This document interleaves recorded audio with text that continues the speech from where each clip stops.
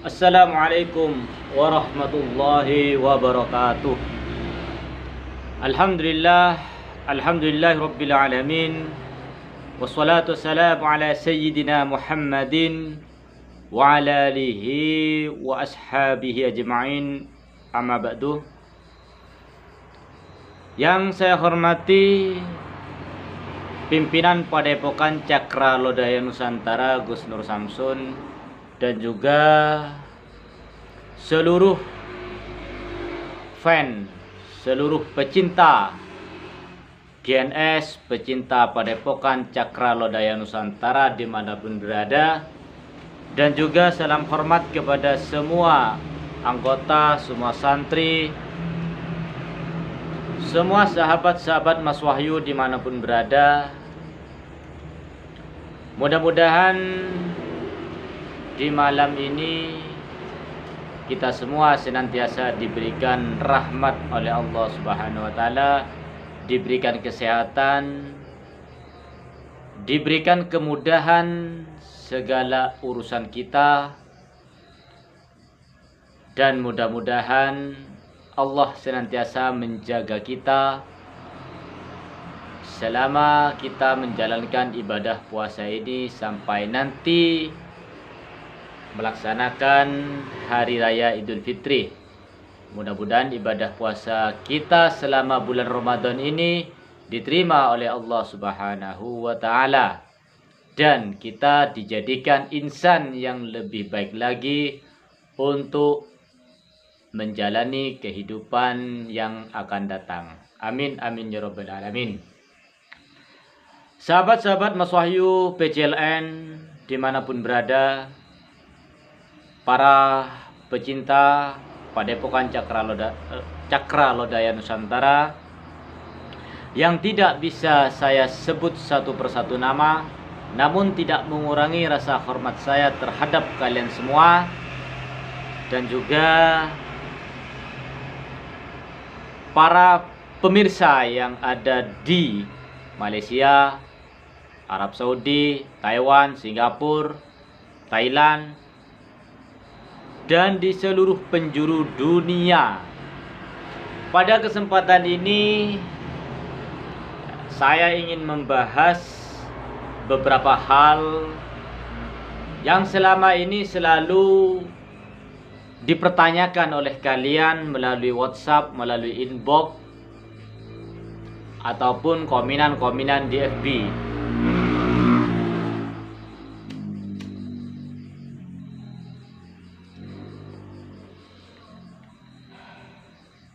Yang pertama yang ingin saya jawab, akhir-akhir ini sedang viral memanas ya, perseteruan antara Gus Nur Samsun dengan Kim Mercon dan juga Ustadz Nasihin.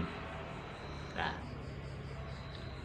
saudara-saudaraku semuanya, bagaimana kita menyikapi permasalahan mereka? Itu yang selalu kalian tanyakan kepada saya, selalu minta solusi, selalu minta komentar saya dalam hal tersebut.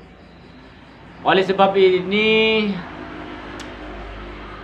saya akan memberikan sebuah masukan buat kalian semua. Yang pertama, masukan dari saya, ya, kalian gak usah pusing dengan urusan mereka. Fokus pada keluarga masing-masing. Yang perempuan fokus sama suami, sama anak. Yang laki-laki fokus sama istri, sama anak, dan sama keluarga yang lain. Karena sebetulnya mereka itu adalah sahabat, sama-sama spiritual, sama-sama pemain YouTube. Jadi gak ada yang perlu kita bela.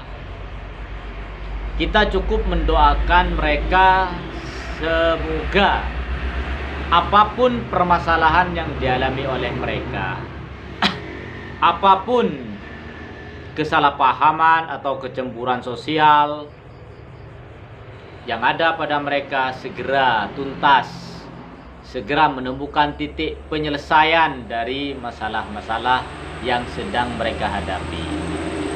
Seperti itu saudaraku.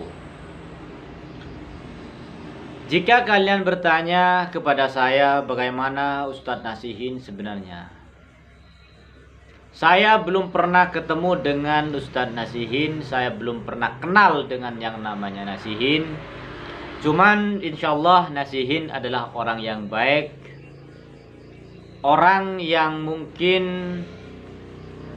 ingin menghibur kita dengan YouTube-nya, dengan konten-konten di YouTube-nya, sekalipun itu settingan, sekalipun itu hanyalah sebuah sandiwara, maka ambillah hikmahnya, buang sisi negatifnya, ambil sisi positifnya. Itu yang pertama. Jadi saya menanggapi pertanyaan mengenai Ustadz Nasihin ini, beliau adalah orang yang baik. Dan saya belum pernah punya permasalahan secara pribadi dengan beliau. Akan tetapi satu hal yang perlu diingat, tidak hanya untuk Nasihin, untuk yang lainnya. Apabila memang ada permasalahan dengan Gen S, marilah kita selesaikan dengan cara yang bijaksana, dengan cara-cara yang penuh dengan humanis, kekeluargaan. Jangan sampai saling sikut sana, sikut sini, senggol sana, senggol sini, bikin konten menjatuhkan satu sama yang lain. Janganlah seperti itu. Itu pun kalau bisa. Tapi kalau tidak bisa, baik Nasihin maupun Zaki Mercon, apabila tidak bisa diselesaikan dengan cara yang baik, ya, maka langkah apapun yang akan kalian lakukan, maka kami siap untuk melayani. Kalau kata orang Madura sih begini, mun bana cual bingko belia cong. Itu bahasa Jawanya, nek awakmu ngedol ya tak borong. Seperti itu saudaraku. Kenapa? Saya orang yang paling tidak bisa untuk berkomentar ataupun berdebat secara lisan, karena saya bukan sarjana bahasa. Saya pernah kuliah dulu sih, cuman sampai semester 3. Saya DO kan kampus saya. Jadi bukan saya yang DO kan, saya DO kan kampus saya. Karena saya merasa ilmu itu tidak hanya bisa didapat di dalam sebuah instansi pendidikan formal, akan tetapi ilmu itu bisa saya dapatkan di luar instansi pendidikan formal. Jadi saya bukan ahli bahasa, sehingga saya tidak pandai untuk berdebat. Saya cuma minta kepada Ki Mercon, Nasihin, atau mungkin Abah Menel, marilah kita berdamai. Jangan sampai netizen dibingungkan dengan ulah kalian, para spiritual. Karena kalian adalah panutan mereka, kalian penggemar, pengagum kalian. Maka kasihlah contoh yang baik buat mereka, buat netizen, buat penonton, buat pemirsa, buat santri-santri. Kasihlah contoh yang baik. Jangan kalian sibuk dengan permasalahan kalian pribadi, kemudian diunggah di channel, sehingga menimbulkan asumsi-asumsi yang kurang baik di dalam masyarakat. Seperti itu saudaraku. Ya. Jadi biar gak ngeblank, kita rokokan dulu.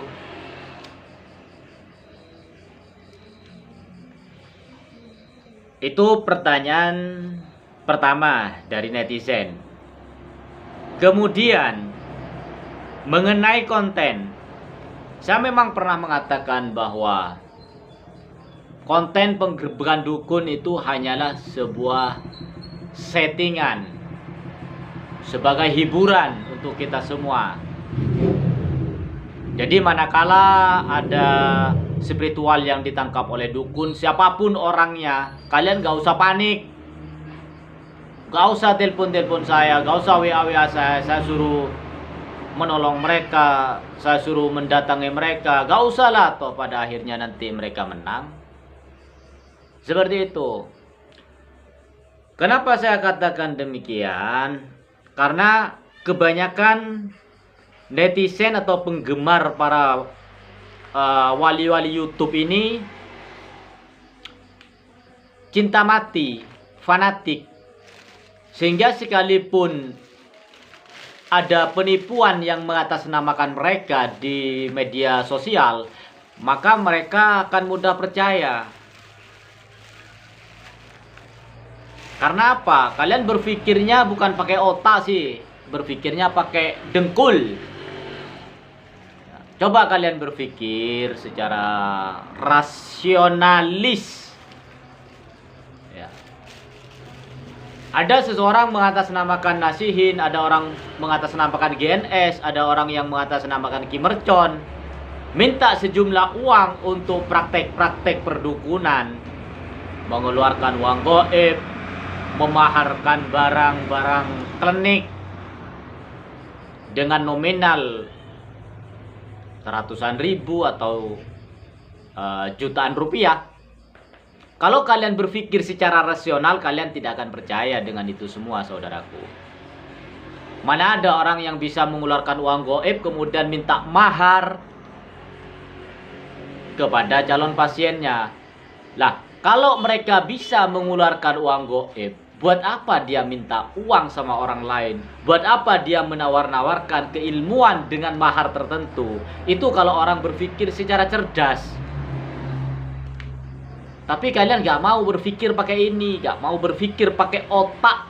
Kalian berpikirnya pakai dengkul.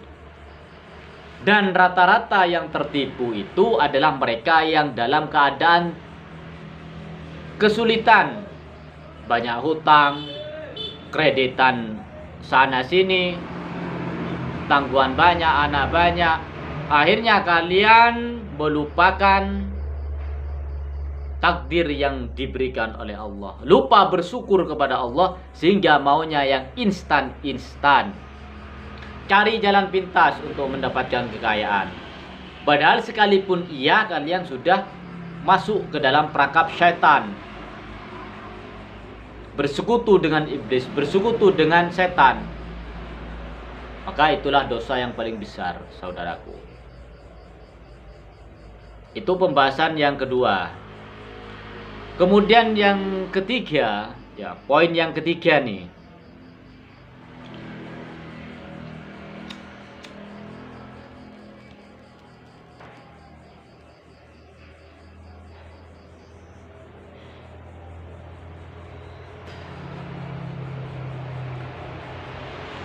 Di dalam dunia pengobatan sendiri, kalian harus hati-hati.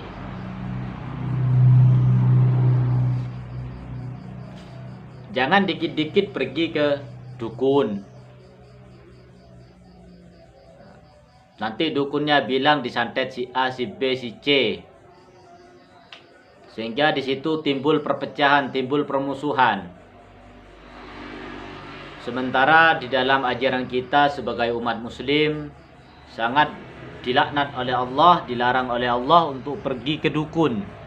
Barang siapa yang pergi ke dukun, percaya pada cakap dukun, apa yang dikatakan oleh dukun tersebut kalian percaya, maka Allah menolak, Allah tidak menerima sholat kalian selama 41 hari atau selama 40 hari 40 malam.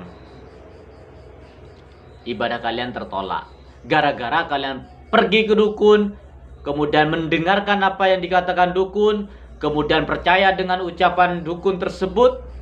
Itu membuat ibadah kalian tertolak selama 40 hari 40 malam.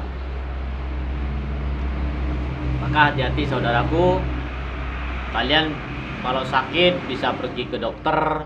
Misalnya pergi ke dokter belum juga sembuh, kalian cari pengobatan alternatif seperti akupuntur, bekam, tusuk jarum, terus minta nasihat-nasihat kepada ulama. Mungkin Allah belum mengangkat penyakitnya kalian karena kehilafan dan dosa-dosa kalian semasa kalian masih sehat. Sehingga Allah kasih peringatan buat kalian berupa sakit. Allah tegur kalian dengan sakit.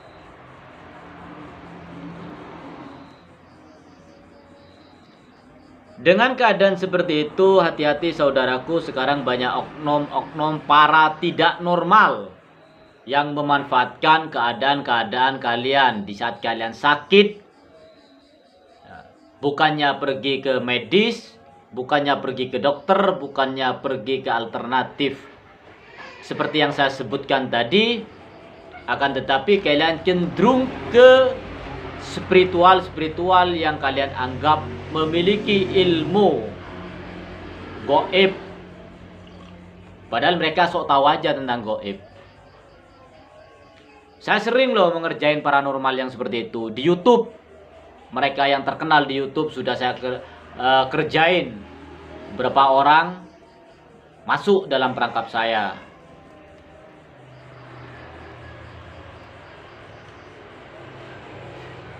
Mereka tidak sakti, demi Allah mereka tidak ada ilmu.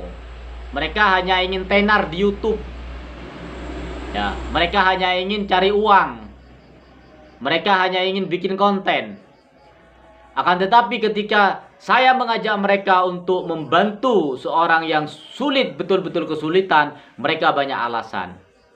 Dengan begitu, menandakan mereka yang pertama, tidak ada keikhlasan di hatinya mereka. Yang kedua, menandakan mereka tidak punya ilmu.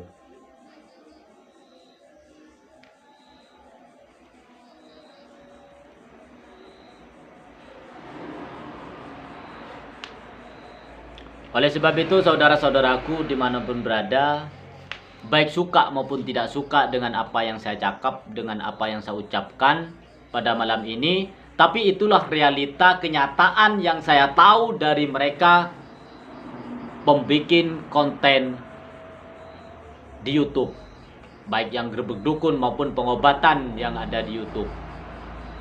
Rata-rata mereka pakai trik, rata-rata mereka pakai bahan kimia. Karena seorang wali yang sesungguhnya, seorang yang paranormal sesungguhnya, mereka akan selalu menyembunyikan dirinya dari keramaian. Bahkan mereka ini tidak menyadari bahwa dirinya itu memiliki kemampuan untuk pengobatan, untuk sebuah ilmu kanuragan dan lain sebagainya. Mereka sendiri tidak menyadari bahwa dirinya itu bisa. Sehingga kesimpulannya, orang yang selalu keluar-keluar di YouTube, selalu menampilkan adegan-adegan kesaktian, sesungguhnya mereka tidak ada apa-apanya, saudaraku. Berani uji coba, berani saya ngetes.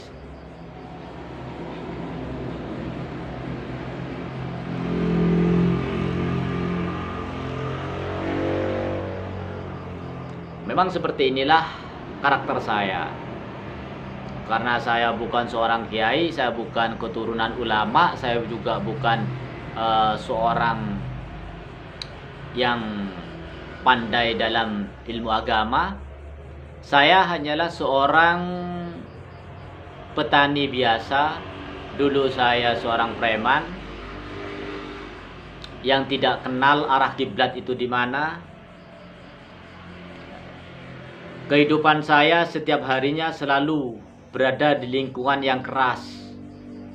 Oleh sebab itu, manakala suara saya lantang, saya keras di dalam memberikan edukasi, memberikan pengertian terhadap kalian, ya harus dimaklumi. Karena saya beda dengan yang lain, saya beda dengan Nasihin yang lemah lembut, saya beda dengan Ujang Bustami yang memang pakarnya ilmu, saya beda dengan GNS yang terkenal dengan ilmunya, memiliki segudang ilmu, memiliki segudang kecerdasan. Akan tetapi satu hal, walaupun saya berada di dunia premanisme, tapi dalam hati kecil saya ini mulai dari kecil tidak ada sedikit pun ingin merugikan orang lain.